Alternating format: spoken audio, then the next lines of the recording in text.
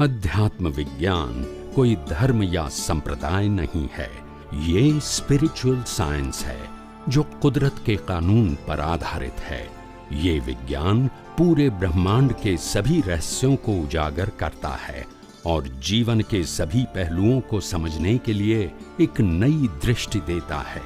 इसी को art of vision कहते हैं, दुनिया को देखने की एक नई दृष्टि, जो अध्यात्म विज्ञानी परम पूज्य स्वामी श्री कमलेशानंद जी के निर्देशन में सनातन सत्य का अनुसंधान कर हमारे जीवन को प्रकाशित करे।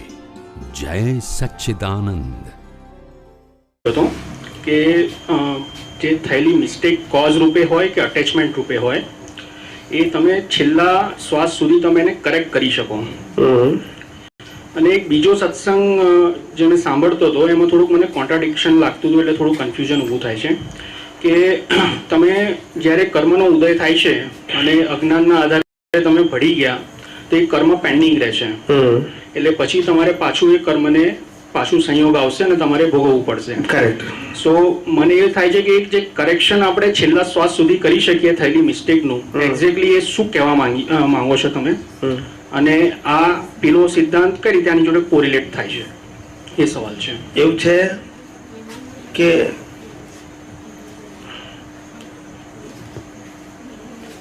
કુદરત શું કહે છે,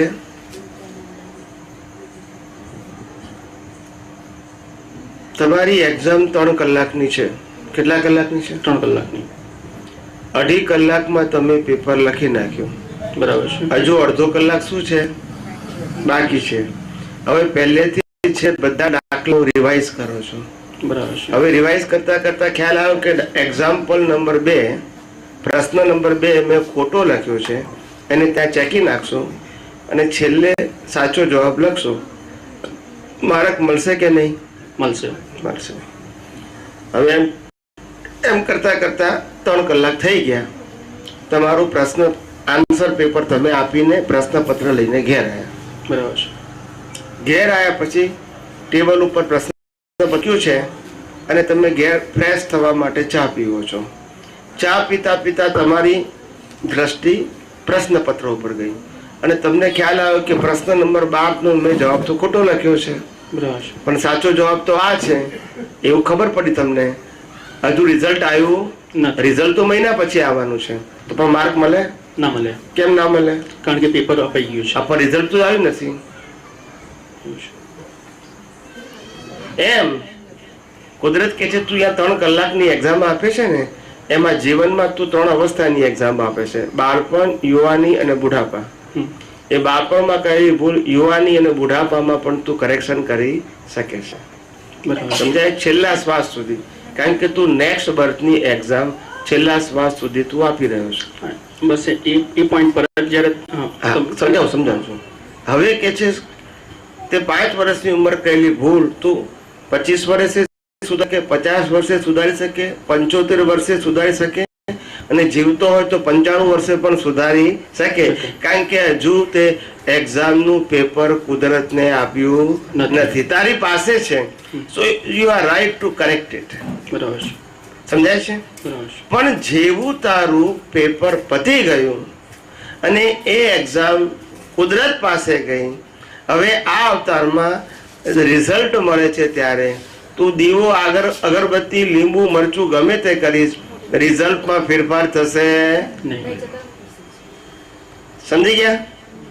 સમજી ગયા કે નહીં? હા, એટલે હજી થોડુંક જે કરેક્શન આપણે કહીએ છીએ એ એક્ઝેક્ટલી શું છે કરેક્શન, એટલે શું ભાવ જુદા પડીને ભાવ ચેન્જ થાય છે, અને એ પેલા સેન્ટેન્સ જોડે કઈ રીતે કોરિલેટ થાય છે કે તમે ભળી ગયા કોઈ પણ કર્મના ઉદયમાં તો એ કર્મ પેન્ડિંગ રહી જાય છે અને તમારે નેક્સ્ટ ભાવમાં પાછું આવશે, સંયોગ આવશે અને તમારે છૂટા પડીને એને ડિસ્ચાર્જ કરવું પડશે, એટલે કર્મની નિર્જરા થશે ત્યારે તમે જુદા પડશો। એટલે ભળી ગયા ઇટ મીન્સ કે તમે એ કર્મને ઉકળતું જુદું જોયું નહીં, એ મુમેન્ટે નહીં જોયું, તમે ભળી ગયા, કર્મ ચાર્જ થઈ ગયું, એટલે નવું વીટાઈ ગયું।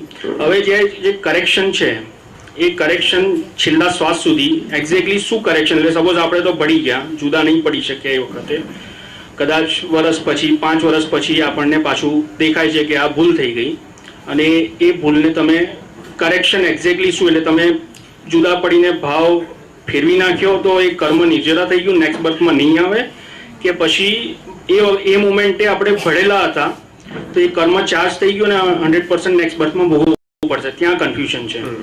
બે વસ્તુ છે.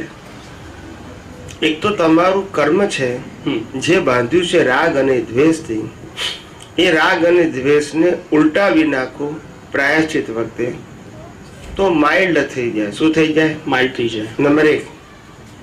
નંબર 2, તમે ભાવને બદલી શકો. શું કરી શકો? બદલી શકો કે ભાઈ આજે મને આવા સંજોગોમાં આવો ભાવ થયેલો, આવો ભાવ ન હોવો ઘટે, કારણ કે આ ભાવ એ મોક્ષ માર્ગ માટે લાયક અને સહાયક નથી. બરાબર છે. So you change your vision. કારણ કે કોઝ જ બદલવાના છે, એક્શન તો બદલવાની છે નહીં. બરાબર છે. So you are right to correct your cause. એ કોઝ આપણે કરેક્ટ કરી નાખ્યો છેલ્લા શ્વાસ સુધી તો એ કર્મ પાછું નહીં આવે, બદલાયેલું આવશે. બદલાયેલું આવશે. જે નાખ્યું તેવું આવશે. માઇલ્ડ હશે તો માઇલ્ડ આવશે, બદલાયેલું હશે તો બદલાયેલું આવશે. બદલાયેલું હશે. ઓકે, સો ક્લિયર થાય છે હવે. બસ. પછી લાસ્ટ પ્રશ્ન પૂછ્યો હતો ને એમાં એક બીજો સવાલ એવો થાય છે કે તમે એવું કીધું કે કર્મ માઇલ્ડ થાય, કે તમે કર્મ આપણે ભાવ માઇલ્ડ થાય કે ભાવ તમે ફેરવી શકો.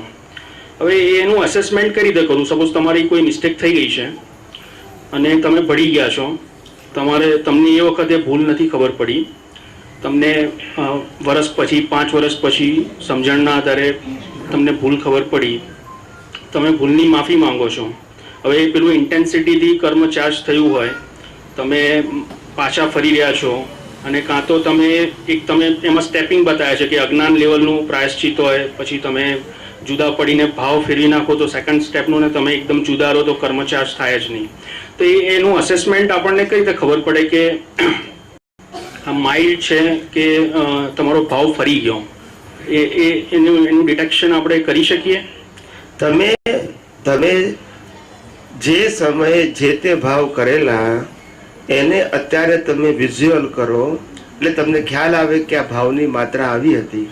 હવે તમે એને સ્વીકારો કે ધીસ ઇઝ માય મિસ્ટેક. બરાબર છે. એટલે ઓટોમેટિક જ માઇલ્ડ થઈ જાય ને. When you accept it then ego is going automatically. તમે સ્વીકારી લીધું કે આ ભૂલ થઈ ગઈ, એ માઇલ્ડ થઈ ગયું, એવું કહેવા માંગો છો? એટલે એ કર્મ એ ઇન્ટેન્સ, કારણ કે હજુ કુદરત પાસે ગયું નથી. ઓકે, હવે તમે એને ફેરવી પણ નાખો છો કે ભાઈ આવું ના હોવું ઘટે, એવું તમને સમજાઈ પણ ગયું, અને તમારી પ્રકૃતિમાં એ ભૂલ થતી પણ હોય, તમે એ ભૂલના ફેવરમાં પણ નથી, અને તમે ભાવમાં એ પકડી રાખ્યું છે કે આ મારી પ્રકૃતિમાં થાય છે, એટલે હરીશની પ્રકૃતિમાં થાય છે, અને આવું ઘટે. તો એ ફરી ગયું કર્મ કહેવાય કે એને એસેસમેન્ટ કઈ રીતે કરું? કારણ કે અમુક વાર એવું થાય કે આ ભૂલ થાય છે, આ ભૂલનું શું નેક્સ્ટ બર્થમાં કેરી ફોરવર્ડ થશે? હમણાં તો આપણી સમજણ ફરી ગઈ છે, પણ એ પ્રકૃતિ તો એનો રોલ પ્લે કરે છે, તો એમાં થોડુંક કન્ફ્યુઝન રહે છે કે એને એવું છે. સમજાવું તમને. હવે તમને સીધો સાદો જવાબ આપી દઉં એટલે બધા કન્ફ્યુઝન દૂર. આ બધું કન્ફ્યુઝન એટલા માટે છે કે આપણે અત્યાર સુધી જે પ્રતિક્રમણની ટોક કરીને એ બધી રિલેટિવ સત્યની છે. કઈ સત્યની છે? રિલેટિવ સત્ય. અને રિલેટિવ સત્ય એટલે જ કન્ફ્યુઝન. બરાબર છે. શું કીધું? રિલેટિવ સત્ય એટલે કન્ફ્યુઝન. આ મારી વાઈફ છે ને મારા હસબન્ડ છે, રિલેટિવ સત્ય ખરું કે નહીં? ત્યારથી કન્ફ્યુઝન શરૂ. ના સમજાય? પણ બે માં શુદ્ધાત્મા એકબીજાને દેખાય તો કન્ફ્યુઝન છે નહીં, અને સનાતન સત્ય દેખાય તો નથી, વ્યવહાર સત્યમાં છે, અને એનો કોઈ ઉકેલ આવે નહીં. હસબન્ડ વાઈફને સુધારવા પ્રયત્ન કરે, વાઈફ હસબન્ડને સુધારવા પ્રયત્ન કરે, બે ઉપર પહોંચી જાય પણ એકબીજાને સુધારી શકે નહીં. સુધરી શકે નહીં, સુધારી શકે નહીં, પણ પ્રયત્ન ચાલુ હોય તો જ ટાઈમ પાસ થાય ને. એટલે આવું ચાલ્યા જ કરે છે. કેટલા અવતારોથી ચાલે છે. દર વર્ષે વાઈફ બદલાય, હસબન્ડ બદલાય, પ્રયત્ન ચાલુ. આપણે કારખાનું જેમ ચાલવું જોઈએ એમ ચાલુ, એકબીજાને સુધારવાના. દર વર્ષે નવા આવે પાછા સુધારવાના, નવા આવે સુધારવાના. આ જ કામ કરવાનું. આપણે જાતે સુધારવાનું બોલતા નથી. એનીવે તો કે છે કે જ્ઞાની પુરુષ શું કે છે કે આ બધી વાતો કોના માટે છે? The people they don't understand the universal true science. એના માટે આ બધું છે. એના માટે છે. પ્રતિક્રમણ, સામાયિક, ક્ષમાપના, દોષો ધોવા, આ બધું રિલેટિવ સત્ય છે. કયું સત્ય છે? રિલેટિવ. અસત્ય નથી, સત્ય. રિલેટિવ સત્યની બીજા સેન્સમાં ધર્મ કહેવાય. શું કહેવાય? ધર્મ કહેવાય. અને ધર્મનો મતલબ થાય કે પાપોથી બચવું. પાપથી બચવું. What is the concept of religion? પાપોથી બચવું. That is the concept of all religion. Yes or no? બરાબર. દુનિયાના તમામ ધર્મો ક્ષમાની વાત કરે છે, કોઈ પણ એંગલથી. યસ કે નો? બરાબર. ક્રાઇસ્ટમાં કન્ફ્યુઝન છે કે નહીં? છે. કે ક્રિશ્ચનમાં છે ને કન્ફ્યુઝન? કન્ફ્યુઝન કે છે ને. આ લોકો કે છે કયામત કે દિન. હિન્દુ ધર્મમાં તો છે જ. ક્ષમા કહો, પ્રતિક્રમણ કહો, માફી માંગવું કહો, જે પોતે, but the meaning is a same. બરાબર. એટલે આ ધાર્મિક વસ્તુ છે. તો કે યુનિવર્સલ ટ્રુ સાયન્સ શું છે? તો જ્ઞાનીઓ કે છે જો તારે ખરેખર આ સંસારથી મુક્ત થવું હોય, શું થવું હોય? મુક્ત થવું હોય. સંસાર સુધારવો નથી, બગાડવો નથી, મુક્ત થવું છે. શું છે? મુક્ત થવું. જન્મ મરણના ચક્કરથી છૂટવું છે. તો પછી આ જગતનું સનાતન સત્ય સમજવું પડશે. સનાતન સત્ય શું છે? કે આ જગતની અંદર આપણે જન્મ મરણના ચક્કરમાંથી કેમ ભટકીએ છીએ? તો કે અજ્ઞાનથી. શેનાથી ભટકીએ છીએ? દોષો ને ધોવાથી અજ્ઞાન દૂર નહીં થાય, દોષ માઇલ્ડ થશે. ના સમજાયું? અજ્ઞાન એનું એ જ રહેશે. કયું અજ્ઞાન? મેં ભૂલ કરીને મારે માફી માંગવાની. આ અજ્ઞાન તો એનું ઇન્ટેક રહ્યું, ખાલી દોષ માઇલ્ડ થયો. શું થયું? મેં ભૂલ કરી છે અને મારે માફી માંગવાની. આ અજ્ઞાન એનું એ રહ્યું, પણ દોષ કેવો થઈ ગયો? માઇલ્ડ થયો. એટલે તમારો ભોગવટો ક્યાં આવશે? માઇલ્ડ. પણ અજ્ઞાન પાછું નવા કર્મો બાંધવાની પ્રોસેસ પાછી. તો જ્ઞાની શું કે તારે મોક્ષે જવું તો અજ્ઞાન કાઢ ને. ના સમજાયું? હવે અજ્ઞાન કાઢીશ અને તારું ફોકસ માત્ર અજ્ઞાન કાઢવામાં હશે તો તારું જ્ઞાન એટલું બધું વધી ગયું હશે કે પછી ગમે તેવા સંજોગો ભોગવવાના આવશે તો લાગશે નહીં. જો રામે પ્રતિક્રમણ ના કર્યું હોત, પ્રતિક્રમણ કર્યું તો સંજોગ આવત ભોગવવાના એને? કૃષ્ણએ કર્યું તો આવત, મહાવીરે કર્યું તો આવત. એ બધાને સંજોગો ભોગવવાના આવ્યા કે નહીં? છતાં એ લોકોને લાગ્યા ખરા? કેમ ના લાગ્યા? અજ્ઞાન નતું. તો કોન્સેપ્ટ કયો આવ્યો? પ્રતિક્રમણ ઉપર આવ્યો, સામાયિક ઉપર આવ્યો કે અજ્ઞાન ઉપર આવ્યો? તો આપણે કયા રસ્તે જવું છે? એ જ રસ્તે. પણ એમાં ખાલી એટલે સમજી લેવાનું, પ્રતિક્રમણ ને સામાયિક એ ખોટો રસ્તો નથી, એને ધાર્મિક કહેવાય. શું કહેવાય? જેને પાપોથી બચવું છે, પાપનો ડર છે, એના માટે પ્રાયશ્ચિત કરવું જરૂરી છે. પણ જેને અજ્ઞાનનો ડર છે, એ અજ્ઞાન નાશ કરી નાખો. જે ભોગવવાનું છે મને મંજૂર છે, પણ અજ્ઞાન નહીં હોય તો નવ કર્મ તો નહીં બંધાય. યસ કે નો? નહીં બંધાય. That's it. તો રૂટ કાઢો. પેલું રૂટ નથી. ભૂલ કરવી, માફી માંગવી, ભૂલ કરવી, માફી માંગવી. આ તો કેટલા અવતારથી કરીએ છીએ. બરાબર. અજ્ઞાન કાઢતા નથી. એટલે સવાલ ખાલી એના પર જ થાય છે કે આપણે હવે ખબર પડી ગઈ છે કે અજ્ઞાન કાઢવા પર એ સેન્ટર પોઈન્ટ છે.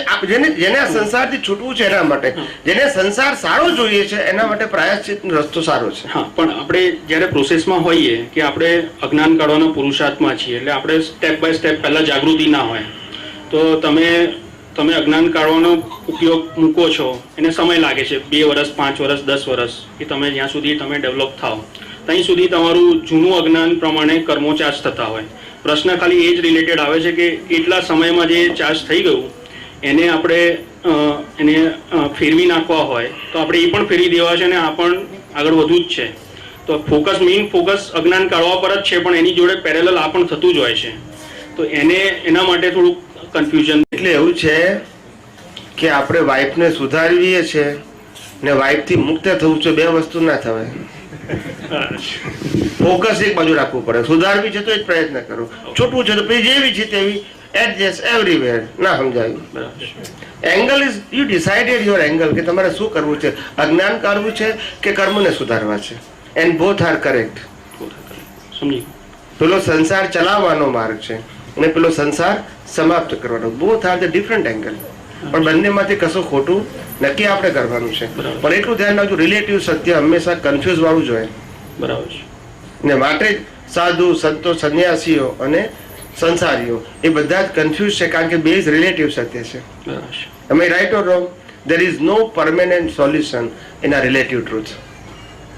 વ્યવહાર સત્યનું પરમેનન્ટ સોલ્યુશન હોય જ ના શકે.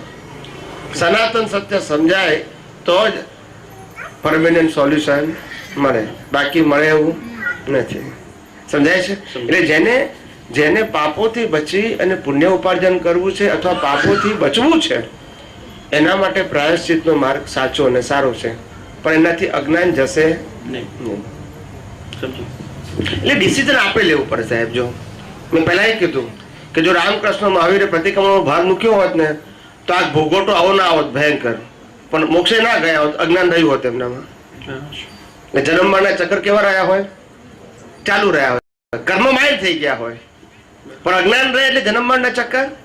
સો ક્લિયર યોર વિઝન કે મારે સંસારના જન્મ મરણના ચક્કરથી છૂટવું છે કે મારે કર્મના ભોગવટાથી છૂટવું છે. Decided by you. બરાબર છે. તમારે નક્કી કરવાનું છે. સમજાય છે? રસ્તો ખોટો છે કહેવાનો પ્રશ્ન બેમાંથી એક કે નથી, પસંદગી તમારી છે. આપણે આ ઘર લીધું હોય, ઘર મકાન લીધું છે, આપણે 25 વર્ષથી રહીએ છીએ. હવે કોઈ કાચ ફૂટી જાય તો રિપેરિંગ કરાવવું પડે કે ના કરાવવું પડે? કરાવવું પડે. પંખો બગડી જાય તો કરાવવું પડે. કોઈ નળ બગડી જાય તો કરાવવું પડે. કરાવવું પડે કે નહીં? કરાવવું પડે ને? હા, કરાવવું પડે. કોઈ ટાઇલ્સ ઉકળી જાય તો કરાવવું જ પડે. અને પછી આખું મકાન વેચી નાખીને બીજા મકાનમાં રહેવા જાઓ, પછી આખું પડી જાય તો કશું બોલતા નથી. તો માલિકી કાઢવી છે કે કરતા પણ રાખવું છે? માલિકી કાઢો ને તો પાર આવે. આમ ક્યાં સુધી કર્યા કરો? ઠીંગડા ક્યાં સુધી મારશો? આ પ્રતિક્રમણ કરવું એટલે ઠીંગડા મારવા. શું છે ઠીંગડા? ખ્યાલ આવ્યો? આજે નહીં તો કાલે સારો, આજે મેં પાપ કર્યું છે એનું માફી માંગુ એટલે મને સારા સંજોગ મળે. એ ઠીકડા જ છે ને. સારા ને ખરાબ બે તો દ્વંદ છે, એનાથી તો છૂટવાનું છે. સમજાય છે કે નહીં? એટલે આ ચક્કર ચાલ્યા જ કરે. એને રિલેટિવ સત્ય કીધું. શું કીધું? રિલેટિવ સત્ય. સમજાય છે? હવે જો સનાતન સત્ય સમજાઈ જશે તો લાખો લોકોની હિંસા કરશો છેલ્લા અવતારમાં તો કર્મ નહીં બંધાય. કારણ કે શું નથી? અજ્ઞાન નથી. તો કર્મ બધા માટે શું જોઈએ છે? અજ્ઞાન. નાઉ યુ અન્ડરસ્ટેન્ડ? કર્મથી છૂટવા માટે, કાયમમાંથી જન્મ મરણના ચક્કરમાંથી છૂટવા માટે અજ્ઞાન કાઢવું જરૂરી છે, પ્રાયશ્ચિત જરૂરી નથી. ક્લિયર? તમારા માઇન્ડમાં ક્લિયર કરી નાખો, કન્ફ્યુઝન ના રાખો. બસ બરાબર છે. ઓકે, બહુ જ સમજવા જેવું છે સાહેબ. આ તો કેટલા અવતારોની તમારા બધાની પુણ્ય હશે તો આ વાતો તમને સાંભળવા મળે છે. નહીતર તો માણસો બચારા કરીને દમ નીકળી જાય છે એનો. સમજાય છે? બહુ સિમ્પ્લિફાઈડ થઈ જાય છે આનાથી. ના, આ યુનિવર્સલ ટ્રુથ સાયન્સ છે. મારું સાયન્સ નથી. મારું તો ખાલી આ યુનિવર્સલ ટ્રુથ સાયન્સ નો મારો એક્સપિરિયન્સ છે જે હું તમને પ્રેઝન્ટ કરું છું. I am not creator and owner of the science. Science is a universal truth. I just present the science as per my own experience. સમજાય છે? દુનિયામાં સનાતન સત્યનો કોઈ માલિક ના હોય અને કોઈ બનાવનાર ના હોય, અને કોઈ એમ કે આ મેં બનાવ્યું છે તો એ સનાતન સત્ય હોય નહીં. બરાબર. એ રિલેટિવ સત્ય હોય. Now you understand? That's the principle.